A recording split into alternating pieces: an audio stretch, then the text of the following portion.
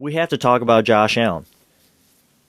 He was the best player on the field, regardless of team. I really think he was better than Tom Brady.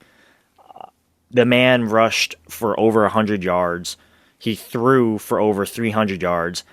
Got injured at one point with a foot sprain. And by the way, he's day to day with a foot sprain, which means I'm day to day with anxiety, which is what I said on Twitter, which a lot of people like. So I thought that was funny. Um, anyways, yeah, so he played through injury. Still, he quite literally put the team on his back and just went in. I think the frustration of the Bills' offense was pretty much echoed by Josh Allen's rushing touchdown where he runs in and just impales the ball into the padding of the stands. He's just like, man, let's get this going. And you saw a noticeable difference in that second half. Josh went in, and I got to tell you, man, I'm just so happy for Josh Allen and what he's able to accomplish. And I guess this kind of goes in with this, is the morals victories. I don't think there's a lot you can take away in terms of moral victories from this. Like, a loss is a loss, right? But I personally believe that you learn a lot more from losing than you do from winning. So if that makes any sense, yeah, we lost the game. And the only thing that I truly learned from it is that Josh is that guy. He is.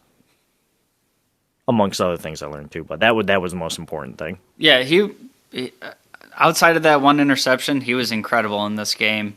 And the difference of how I felt between the first half and the second half is, going into halftime and the Bills get the ball, and I think it was my brother texted me, and he was like, okay, the Bills get the ball here.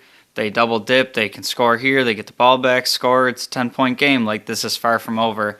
And I was just sitting on my couch, and I said out loud, I was like, I don't feel good right now. Like, Josh looks uncomfortable. He's running for his life. I was like, I'd be happy if we didn't throw a pick on this drive. And the very next play, it happened. So maybe I just won't think out loud anymore, but I could... Yeah, definitely don't do that. Yeah, but that's how I felt at that point in the game. Like, you could feel it coming. And then the second half happens, and we saw, this good version of Josh Hero ball. He's taking care of the ball. He's running. He's passing all over the yard. He's running for his life and making plays outside of structure. It seemed like some of the play calling there was designed to help him out in the second half because he started getting the ball out quicker, and the pressure, it was still getting there. He was getting his ass kicked back there, but he was delivering plays. And just the difference between the first half and the second half is I went from there's no chance that we win this game. Josh looks uncomfortable. They can't protect him to save his life. And the second half, I don't know what that conversation was at halftime. I don't know if Josh got himself juiced up and the rest of the team with him. But, you're talking they did this without Emmanuel Sanders out there for most of the second half too. And, yeah, Josh completely took over that game and single-handed. I know people got to be catching the balls he's throwing and whatnot too, but he really single-handedly took over that game and put them in a position to win. All I was thinking about this whole time I'm saying this is T.O. at the press conference. That's my quarterback. Yeah, basically. That's my quarterback. Whatever happens with the rest of the season, whatever tough losses that we've had this year, I'm just psyched that Josh Allen's our quarterback and will be going forward. You know that you're getting every ounce of heart that he has in a game like that, and I think that's something that's rare to find. Right. Do you take anything away from this loss in terms of moral victories? Like, what'd you get away from this game outside of what you just mentioned, obviously? And do you believe in the idea of moral victories?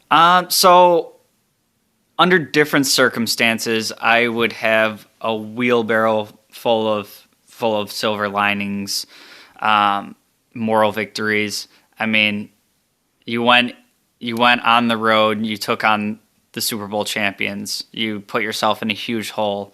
You're able to dig yourself out of that hole, and that was all three phases of the game. You know, that wasn't just the defense tightening up. It wasn't just the offense going in.